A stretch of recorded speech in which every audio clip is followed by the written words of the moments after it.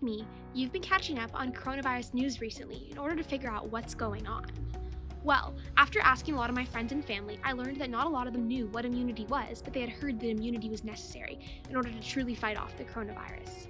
Well, here's an explanation of immunity for SARS-CoV-2, or the coronavirus. First, the coronavirus enters your body from either an infected host or surface. It then latches spiky surface proteins onto the membranes of healthy cells. These spiky surface proteins have an unusual shape and are what give the coronavirus its crown-like features. Once the virus is latched onto the cell membrane, it enters the cell through a process known as endocytosis.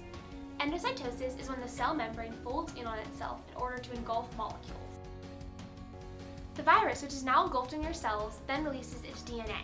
The DNA then enters the cell and the virus begins to reproduce. Once it detects the virus inside of your body, it makes a battle plan.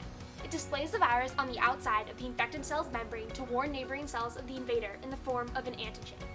An antigen is a piece of a harmful substance that helps elicit an immune response from the body.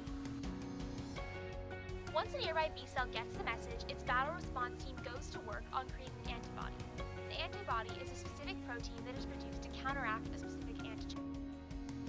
Antibodies produced by the B cells then start to eliminate the virus. Slowly but surely, the antibodies work together to help eliminate the virus from the body. Well, you might be wondering, how does this immune response create immunity? When the virus first entered your body, your cells had to work hard to create new antibody proteins.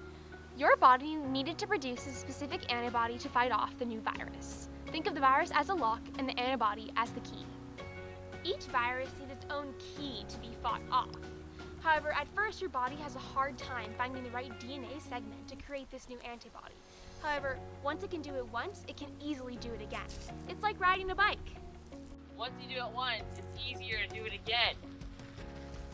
This means that if the virus enters your body again, your cells know what to do. They have an already enacted battle response plan. Currently, it is not known if having COVID-19 antibodies makes you immune to the virus.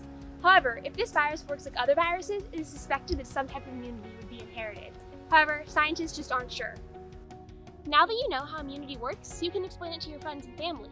You know that in order to develop immunity to a specific pathogen, you have to be exposed to it first. So, when people are talking about herd immunity, I guess I just want to let nature take its course.